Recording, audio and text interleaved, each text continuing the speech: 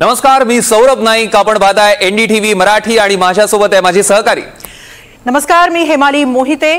गणेशोत्सव राज्यात निर्विघ्नपणे पार पडलेल्या, मोठ्या उत्साहात पार पडलेल्या, मात्र काही ठिकाणी या उत्सवाला काहीसं गालबोटही लागलेलं आहे. काही ठिकाणी गणेशोत्सवात मृत्यू झालेले आहेत काही गणेश भक्तांचे. त्याचप्रमाणे लांबलेल्या विसर्जन मिरवणुका देखील राज्यभरातच चर्चेचा विषय ठरलेला आहे. याच संदर्भात आता आपण यापुढे चर्चा करणार आहोत. तत्पूर्वी पाहूया एक रिपोर्ट.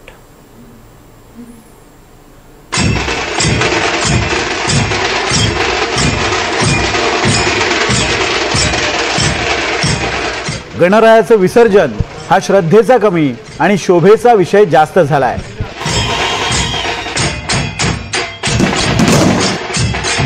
सर्वात मोठी गणेश मूर्ती कुणाची, सर्वात मोठी मिरवणूक कुणाची, कुणाच्या गणपतीला सर्वात मोठी रांग लागते तर कुणाच्या गणपतीला सेलिब्रिटींची गर्दी होते.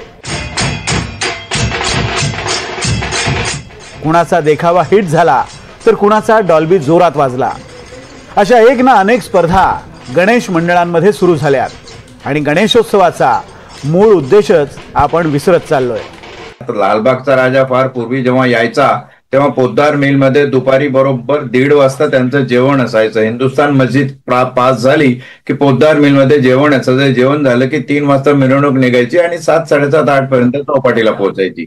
आता हे प्रचंड गर्दी जेव्हा होते तेव्हा मंडळाचं काम आहे, लालबागच्या राजाच्या प्रथम मंडळाचं काम आहे. तर पोलिसांनी याच्यावर निर्बंध लावायचे की नाही हा मुद्दा नंतर येतो, की त्यांनी आपल्या ठराविक वेळेमध्ये गणपती कसा चौपाटीला पोहोचेल याचा प्रयत्न करायचा आहे. आता तो जर होत नसेल तर मग शासनाला अपरिहार्यपणे पोलीस प्रशासनामार्फतीनं अशा प्रकारचे निर्बंध त्यांच्यावर आणावे लागतील. तशी वेळ त्यांनी येऊ देऊ नये असं मला वाटतंय. आता राज्यभरातल्या गणेश मूर्तींच्याच विसर्जनाचा वेळ पाहिला तर नियम कसे धाब्यावर बसवले जातात याचा अंदाज येईल. मुंबईत 33 तास, पुण्यात 35 तास मिरवणूक चालली, नाशकात 16 तास, जळगावात 18 तास, सोलापुरात 19 तास मिरवणूक चालली, नगरमध्ये 12 तास विसर्जन मिरवणूक चालली, साताऱ्यात 16 तास, कराडमध्ये 16 तास, कोल्हापुरात 23 तास आणि सांगलीतही 33 तास. याशिवाय इचलकरंजीमध्ये 27 तासांनी गणरायाचं विसर्जन करण्यात आलं.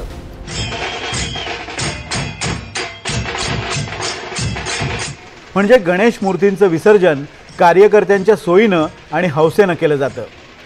बरं, या मिरवणुकाही साध्या नाही आहेत. भक्तांच्या अफाट गर्दीत कुठे राडे होत आहेत तर कुठे अपघात होतात. विसर्जन काळात राज्यात 22 जण बुडालेत आणि 17 जणांनी आपले प्राण गमावलेत. यापैकी शहापूरमध्ये 5 तरुण बुडाले, 2घांचा मृत्यू झाला. उत्तर महाराष्ट्रात 5 जणांचा मृत्यू झाला. पुण्यातही 4 जणांचा बुडून मृत्यू झाला आणि विदर्भात 2 जण मृत्युमुखी पडले. आता फक्त मुंबई आणि उपनगरातला आकडा पाहूया. साकीनाक्यामध्ये 2 जणांचा मृत्यू झाला तर अंधेरीत 5 जण होरपळलेत. भाईंदरमध्ये 1चा मृत्यू झालाय तर लाडक्या लालबागच्या राजाच्या गर्दीत 1 बालिकेचा मृत्यू झालाय. गणेशोत्सवाच्या नियोजनासाठी पोलीस दल पूर्वतयारी करतं, मात्र बऱ्याच वेळा मंडळांची मुजोरी आणि कार्यकर्त्यांच्या गराड्यासमोर पोलिसांचंही काही चालत नाही. अशा परिस्थितीत गणेश मिरवणुका लांबतच जातात. त्यामुळे प्रथांना आता आवर घालणं गरजेचं झालंय. Bureau report, NDTV Marathi.